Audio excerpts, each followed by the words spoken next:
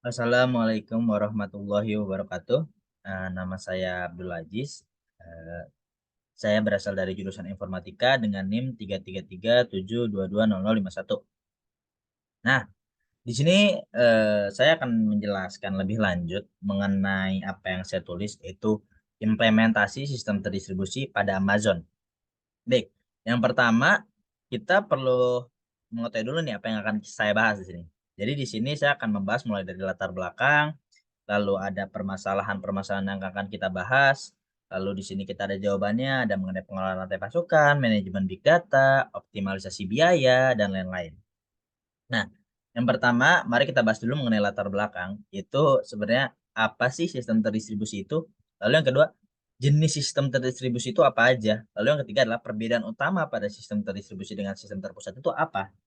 Nah, yang pertama, Sistem sistem terdistribusi merupakan sistem yang terdiri dari dua atau lebih file yang tersebar, alias ini tidak terlokasi pada satu titik saja. Lalu yang kedua, jenis sistem terdistribusi itu sebenarnya ada tiga. Yang pertama, penggunaan drive yang memungkinkan untuk didistribusikan ke beberapa mesin. Yang kedua, penyimpanan blok yang dimana data disimpan dalam volume blok. Yang ketiga, penyimpanan objek di mana data dibungkus menjadi objek yang diidentifikasi terdapat khas unik. Selain itu, ada juga nih tipe-tipe yang umum banget di distribusi sistem terdistribusi. Yang pertama ada clustered system, lalu ada grid computing, ada juga cloud computing, atau bahkan yang lagi booming-booming saat-saat ini itu ada peer-to-peer system. Itu adalah sistem yang digunakan pada blockchain atau cryptocurrency. Nah, selanjutnya setelah kita mengetahui nih sistem terdistribusi itu apa, jenis sistem terdistribusi itu apa, perbedaan utamanya antara sistem terdistribusi dengan sistem terpusat itu apa. Jadi di sini kita mulai membahas di Amazonnya. Sekarang kita perlu mengetahui dulu nih karena kita tahu bahwa Amazon itu seperti toko online. Jadi kita perlu mengetahui dulu nih mengenai pengelolaan rantai pasokan dalam pemasarannya bagaimana. Nah, di sini sebenarnya oh iya, di sini kita akan membahas masalah-masalahnya. Itu pertama, lagi-lagi yang tadi saya sebutin tuh, kita perlu mengetahui dulu pengelolaan rantai pasokan yang besarnya. Lalu nanti setelah kita mendapatkan jawaban dari masalah pertama ini, kita akan membahas masalah selanjutnya, yaitu bagaimana Amazon itu memproses data pelanggan mereka dalam skala besar atau dalam big data. Lalu problem selanjutnya, ini bersangkutan saling bersangkutan ya problemnya ya, itu bagaimana Amazon itu melakukan pengoptimalan biayanya dalam pengelolaan sistem terdistribusinya. Lalu yang keempat, manfaat dan tantangan apa sih yang dihadapi oleh Amazon dalam pengelolaan infrastruktur sistem terdistribusi mereka. Nah, yang terakhir, itu bagaimana Amazon mengatasi tantangan keamanan dalam sistem terdistribusi mereka. Karena kita tahulah keamanan ini juga penting gitu, apalagi dalam sistem terdistribusi. Nah, kita bahas nomor satu dulu, yaitu bagaimana Amazon menggunakan sistem terdistribusi mereka untuk pengelolaan rantai pasukan yang besar. Itu dalam tanda kutip mengenai pemasarannya ya. Nah, di sini kita dapat nih, ada dua caranya di Amazon ini. Yang pertama ada distribusi pemasaran level 2, ada juga distribusi pemasaran level 3. Distribusi pemasaran level 2 itu adalah ketika Amazon memposisikan dirinya sebagai retail. Jadi, produsen atau manufaktur itu mengirimkan atau menitipkan produknya pada Amazon. Dan setelah itu Amazon menjual produk mereka kepada customer. Itu adalah distribusi pemasaran level 2. Lalu, distribusi pemasaran level 3, di sini Amazon tidak memposisikan dirinya sebagai retail, tetapi sebagai manufaktur atau produsennya. Karena kita tahu bahwa Amazon ini terdapat layanan yang dijual oleh mereka sendiri, yaitu Amazon Web Service, di mana pada AWS atau Amazon Web Service terdapat beberapa layanan yang sangat berkaitan mengenai sistem terdistribusi. Salah satunya mungkin mengenai big data, manajemen big data. Seperti contoh layanannya ada Amazon E2, ada juga Amazon EMR, ada juga Amazon S3, Amazon Blockchain pun ada. Dan banyak lagi sih sebenarnya Amazon itu terdapat layanan-layanan yang mereka buat. Nah, setelah kita tahu nih bahwa Amazon itu tidak hanya menjual barang dari produsen, tapi ternyata menjual barang-barang atau layanan-layanan mereka, dan ini berkaitan dengan sistem terdistribusi mereka, maka kita akan membahas mengenai layanan-layanan mereka. Di sini kita tahu mengenai dua layanan mereka yang sangat berkaitan mengenai sistem terdistribusi. Itu ada Amazon S3 atau Amazon Simple Storage Service, di mana Amazon S3 ini itu berguna untuk menyimpan data. Jadi dia itu sebagai penyimpanan data, sebagai danaunya data, data lake. Disitulah Amazon S3 itu berada. Jadi kita bisa menyimpan big data kita, big data perusahaan itu pada Amazon S3. Lalu setelah kita dapat menaruh data-data kita, di sini kita juga dapat menyewa layanan mereka yang namanya Amazon EMR, atau bisa juga kita sebutnya sebagai Amazon Elastic Map Reduce. Di situ adalah berfungsi sebagai layanan yang membantu dalam memproses dan menganalisis data yang besar, di mana dalam menganalisis data yang besar itu mereka menggunakan kerangka kerja seperti Apache Hadoop dan Apache Spark. Salah satunya adalah itu contohnya. Nah, selanjutnya ketika kita udah mengetahui tentang Amazon S3 dan hubungannya dengan Amazon EMR, kita juga harus mengetahui dulu nih infrastrukturnya seperti apa. Ini adalah infrastrukturnya dari Amazon EMR pada EKS, di mana Amazon EKS itu adalah Amazon Elastic Kubernetes Service, di mana Amazon EKS ini adalah wadah untuk Amazon EMR itu berjalan. Nah, di sini kita bisa lihat nih, Amazon EMR dengan Amazon S3 itu pertama Amazon EMR akan mendapatkan datanya dari Amazon S3. Dari situ, Amazon S3 akan mengirimkan datanya pada layanan tingkat 2 dan layanan tingkat 3. Di situ dia akan terjalankan di bagian memproses dan menganalisis datanya. Itu di sini kalau kita lihat mereka menggunakan Apache Spark. Di situ kita bisa melihat hal itu.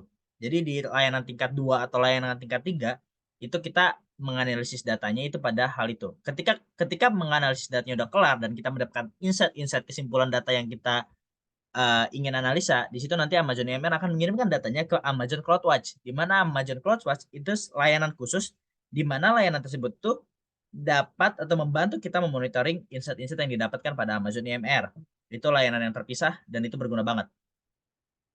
Selanjutnya ketika kita udah tahu nih infrastrukturnya seperti ini, fungsinya seperti ini, dan layanannya itu seperti ini, kita juga sekarang perlu mengetahui bahwa sebenarnya Apache Spark atau Apache Hadoop itu sebenarnya membutuhkan biaya yang sangat besar, ya kan? Normalnya. Tetapi kalau kita menggunakan layanan Amazon, ini menjadi murah. Jadi kita perlu mengetahui dulu nih, sebenarnya bagaimana sih sebenarnya Amazon itu melakukan pengoptimalan biayanya untuk konsumen ya. Nah, di sini kita akan bahas.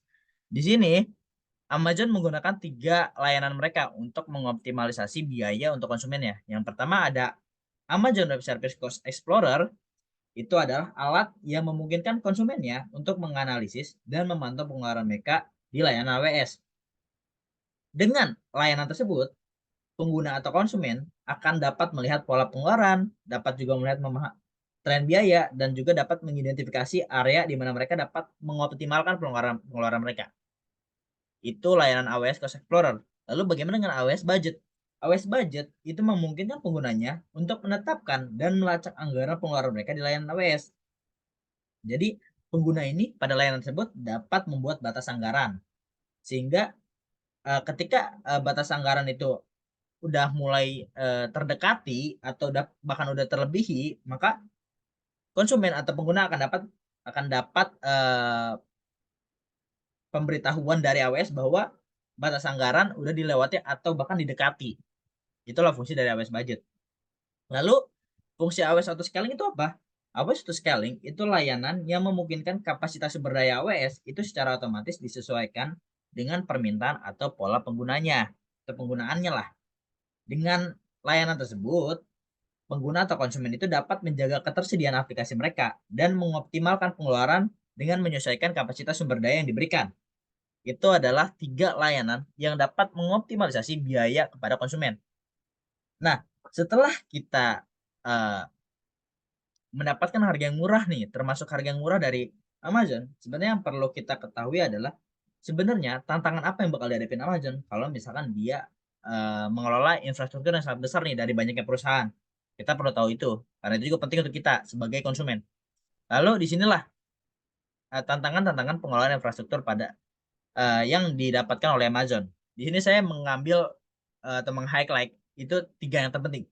Itu pertama, ada kompleksitas manajemennya. Yang kedua, permasalahan teknisnya yang rumit. Dan yang ketiga itulah tuntutan dari perusahaan untuk menjaga keamanan yang lebih ketat.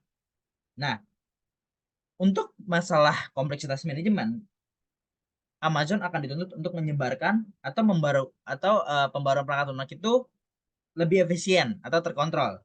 Itu mengenai kompleksitas manajemen.